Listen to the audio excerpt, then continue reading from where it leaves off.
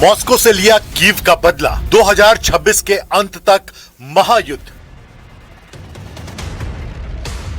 रूस यूक्रेन जंग को 1574 दिन से ज्यादा का समय हो चुका है, लेकिन अभी तक दोनों में से एक भी देश हार मानने को तैयार नहीं है। बेशक रूस ने 4 साल 3 महीने और 23 दिन से ज्यादा के युद्ध में यूक्रेन के 20% इलाके पर कब्जा कर लिया हो, लेकिन यह भी सच है कि नाटो के दम पर यूक्रेन ने रूस को इतना घातक और गंभीर नुकसान पहुंचाना शुरू कर दिया है जिसकी कल्पना पुतिन ने कभी नहीं की थी। हैरान करने वाली बात तो ये है कि 24 घंटे पहले रूस ने यूक्रेन की राजधानी कीव में ईसाइयों के एक मठ समेत दर्जनों ठिकानों पर हमले किए थे। उस हमले का बदला जेलेंस्की ने उस वक्त लिया है जब वो फ्रांस के एविया-ले-बेजी में G7 मीटिंग में मौजूद थे। यूक्रेन ने मॉस्को में घुसकर जेट पावर्ड इंजन वाले ड्रोन से हमले किए हैं, जिसमें मॉस्को के पास मौजूद रूस की सबसे बड़ी तेल रिफाइनरी में आग लग गई। हम आपको दिखाने जा रहे हैं कि कैसे पिछले 2 हफ्ते में रूस यूक्रेन जंग में तेजी खूनी होती जा रही है और क्यों अब दावे किए जा रहे हैं कि ईरान से डील होने के बाद अब ट्रंप यूक्रेन की तरफ एक बार फिर रूस से 2-2 हाथ कर सकते हैं।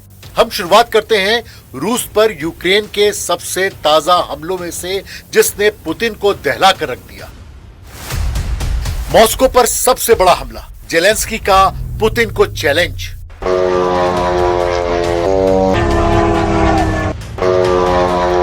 कुछ खुफिया रिपोर्ट्स में दावा किया गया है कि यूक्रेनी सेना ने जिस तरह से रूस की राजधानी मॉस्को पर ड्रोन से हमले किए हैं, उससे राष्ट्रपति पुतिन और रूसी कमांडर को शॉक कर दिया है। यूक्रेनी ड्रोन हमले की जो तस्वीरें सामने आई हैं, वो हैरान करने वाली है।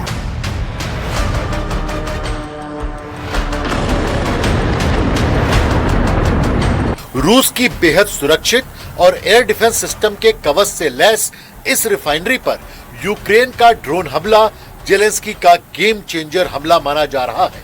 जरा देखिए ये हमला कब और कैसे हुआ और इस हमले की सबसे गोपनीय खबरें इस वक्त क्या क्या निकल कर आ रही हैं।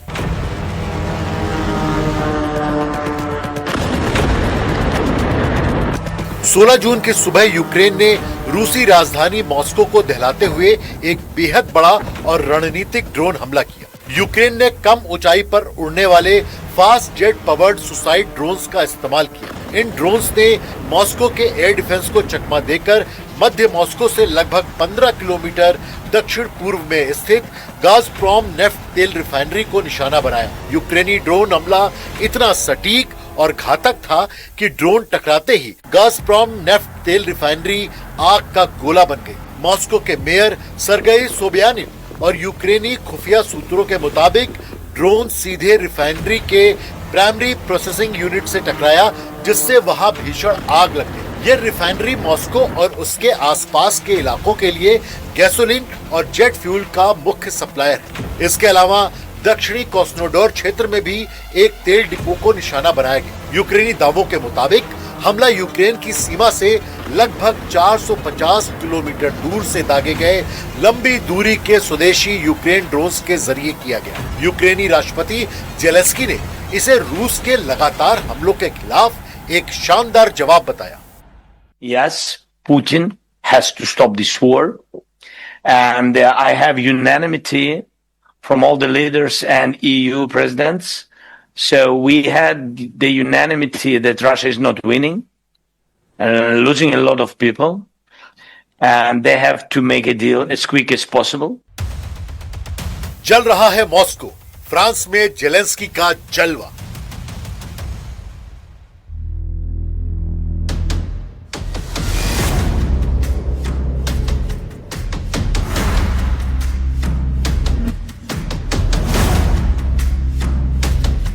यूक्रेन के ये नई ड्रोन फ्लीट पूरी तरह से एसिमेट्रिक वॉरफेयर या कहें एक तरह से गुरिल्ला युद्ध, जहां रूस की एक हाइपरसोनिक मिसाइल की कीमत करोड़ों डॉलर की होती है, वहीं यूक्रेन मात्र कुछ हजार डॉलर के इन स्वदेशी जेट ड्रोन से रूस के अरबों डॉलर के तेल और ऊर्जा बुनियादी ढांचे को पंगु बना रहा है। यही वजह है कि फ्रांस में चल रहे G7 समिट में भी यूक्रेन की इस डीप स्ट्राइक क्षमता को रूस पर दबाव बनाने का सबसे बड़ा हथियार माना जा रहा है।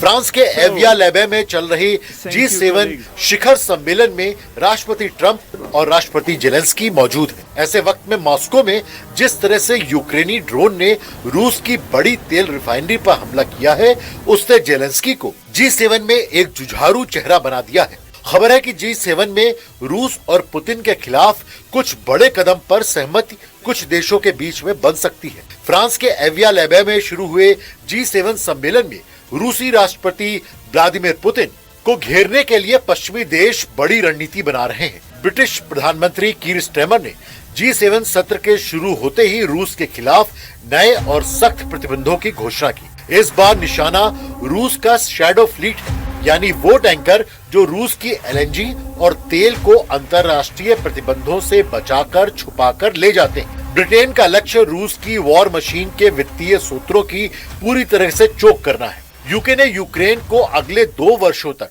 ऊर्जा संकट से बचाने के लिए एक बड़ी न्यूक्लियर फ्यूल सप्लाई डील की है, ताकि रूस द्वारा यूक्रेनी पावर ग्रिडों को तबाह करने के बाद भी यूक्रेन में बिजली सप्लाई ठप न हो।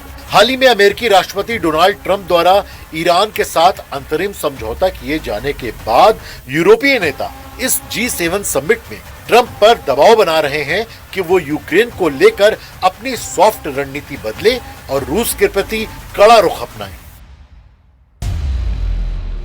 जिरकॉन से जला कीव, पुतिन का कयामाती हमला। 36 घंटे पहले रूस के हवाई हमलों के बाद राजधानी कीव के कई हिस्सों में बिजली गुल है। 11 की मौत हो चुकी है और दर्जनों अस्पताल में जिंदगी और मौत की जंग लड़ रहे हैं। फ्रांस के विदेश मंत्री ने इस हमले की तुलना नोट्रे डैम कैथेड्रल पर हुए हमले से की। साफ है कि पुतिन इस युद्ध को अब तक मनोवैज्ञानिक और धार्मिक मोड़ दे रहे हैं। अब ऐसे दावे किए जा रहे हैं कि सबसे हैरान करने वाली बात यह है कि रूस ने यूक्रेन पर जिरकॉन हाइपरसोनिक मिसाइलों से हमले किए हैं, उससे सभी को चौंका दिया है।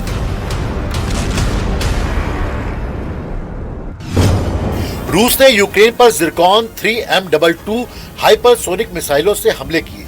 14-15 जून 2026 की रात में जिरकॉन ने पूरे इलाके को दहला दिया। यूक्रेनी वायुसेना और सुरक्षा बल के आधिकारिक बयानों के मुताबिक रूसी सेना ने बीती रात यूक्रेन और विशेष रूप से राजधानी कीव पर 70 मिसाइलों और 611 ड्रोनों का अब तक का सबसे बड़ा संयुक्त हमला किया। उसमें 6 जिरकॉन हाइपरसोनिक क्रूज मिसाइलें शामिल थी। रूस ने ये मिसाइलें रूस के कब्जे वाले क्रीमिया प्रायद्वीप से लॉन्च की।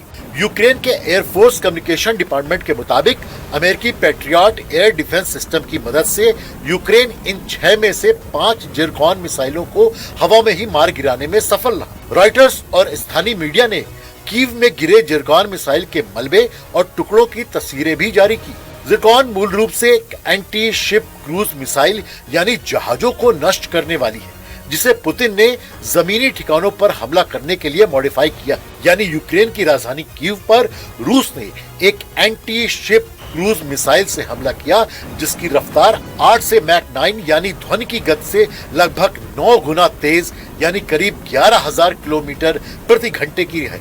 इतनी ज्यादा गति और हवा में रास्ता बदलने की क्षमता के कारण इसे दुनिया भर के सामान्य रडार ट्रैक नहीं कर पाते। यही वजह है कि यूक्रेन को इसे रोकने के लिए अपने सबसे महंगे और एडवांस पैट्रियट सिस्टम्स को तैनात करना पड़ रहा है। यूक्रेनी जनरल स्टाफ के मुताबिक रूस इन मिसाइलों जिरकॉन, किंजल और ऑर्शोनिक का इस्तेमाल केवल सैन्य ठिकानों के लिए नहीं, बल्कि यूक्रेन में डर पैदा करने और कूटनीतिक दबाव बनाने के लिए कर रहा है।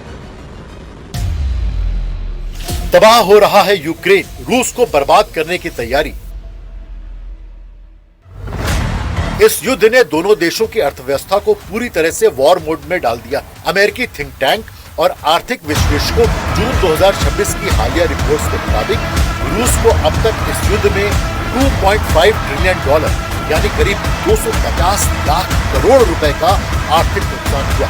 दावों के मुताबिक रूस अपने कुल बजट का लगभग 46% हिस्सा सीधे युद्ध और सेना पर खर्च कर रहा है। रिपोर्ट के मुताबिक रूस अब तक करीब 12,000 टैंक, 24,000 बख्तर बंद गाड़ियां और 400 से ज्यादा लड़ाकू विमान गंवा चुका है, जिसकी कीमत 125 बिलियन डॉलर से कहीं अधिक है। अब ऐसे हालात में अंदाजा लगाया जा सकता है कि अगर रूस पर हमले तेज हुए तो रूस निश्चित तौर पर अब ऐसी जंग करने को मजबूर हो जाएगा जो दुनिया के लिए विनाशकारी साबित हो सकती है।